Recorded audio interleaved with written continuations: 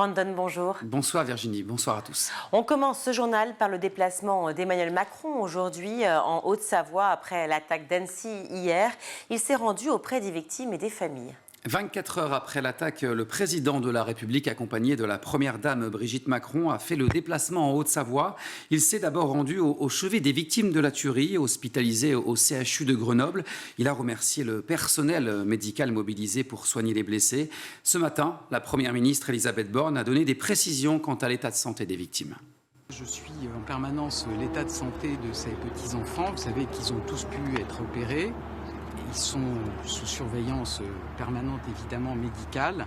Aujourd'hui, leur état est stable. On est dans le temps de l'émotion, on est encore dans le temps des soins pour ces petits-enfants qui ont été très gravement blessés hier.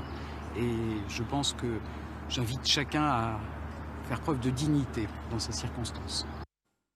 Et cet après-midi, Emmanuel Macron à Annecy a annoncé que les nouvelles concernant l'état de santé des enfants étaient positives. Le chef de l'État a rencontré les personnes qui ont contribué à apporter une aide et un soutien aux victimes et à leurs familles, comme Henri, le héros au sac à dos qui a fait reculer l'assaillant.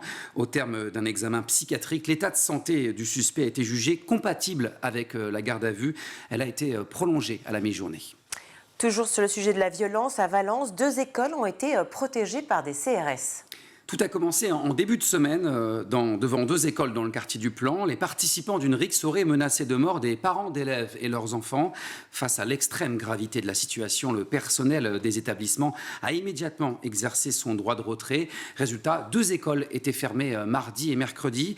L'incident a été pris très au sérieux par la préfète de la Drôme, Élodie de Giovanni, qui a immédiatement réagi. Des compagnies républicaines de sécurité ont été déployées jusqu'à ce vendredi soir aux abords des écoles. 70 policiers engagés sur le dispositif qui pourrait se poursuivre en début de semaine prochaine. L'école de la République est et demeurera un sanctuaire, a souligné la préfète de la Drôme dans un communiqué. Dans cette affaire, un mineur a été placé en garde à vue et les investigations se poursuivent. Le gouvernement a dévoilé un plan canicule autour de 15 actions phares pour mieux anticiper les vagues de chaleur. Elles seront effectives dès cet été et ça concerne aussi les écoles. Le ministre de la Transition écologique et de la cohésion des territoires, Christophe Béchu, veut aller vers des pièces rafraîchies dans les écoles et les crèches avec des stores en laissant les fenêtres ouvertes toute la journée. Et si ce n'est pas possible, il faudra trouver des pièces à proximité immédiate, a poursuivi le ministre. Une annonce qui ne convainc pas du tout la communauté éducative. Ghislaine David, la porte-parole du SNIP FSU, l'un des syndicats du premier degré, a réagi sur Twitter. Trouver un espace à proximité d'une école pour accueillir 150 élèves, on peut prendre un rendez-vous dans 1 an et reprendre ses propos à l'identique. C'est ce qui s'appelle brasser de l'air et ça ne va pas nous rafraîchir. Le ministre de la Transition écologique n'exclut pas l'installation de la climatisation dans les écoles, malgré son impact environnemental. Il veut aussi limiter au maximum les reports d'examen en cas de forte chaleur. Tout autre sujet maintenant. Pour développer leurs compétences, les enseignants se forment majoritairement eux-mêmes. C'est ce que révèle une enquête publiée cette semaine.